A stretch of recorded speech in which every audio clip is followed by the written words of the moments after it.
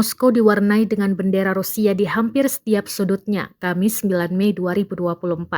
Warga Rusia juga menyaksikan parade militer besar-besaran di lapangan merah yang melibatkan pasukan, tank, dan peluncur rudal. Momen perayaan Hari Kemenangan juga diunggah di Telegram Kementerian Pertahanan Rusia pada Kamis 9 Mei 2024. Diketahui Hari Kemenangan di Rusia yang menandai peringatan berakhirnya Perang Dunia Kedua. Rusia setiap tahunnya memperingati kemenangan Uni Soviet atas Nazi Jerman dalam Perang Dunia Kedua. Bertepatan dengan hal itu, hubungan dengan Barat semakin memburuk seiring dengan kemajuan pesat pasukan Rusia melawan pasukan Ukraina yang didukung Barat. Juru bicara Kementerian Luar Negeri Rusia, Maria Zakharova, yang diwawancarai oleh kantor berita TASS mengatakan duta besar negara-negara yang tidak bersahabat tidak diundang ke parade tersebut. Negara-negara ini katanya memiliki kebijakan agresif terhadap Rusia.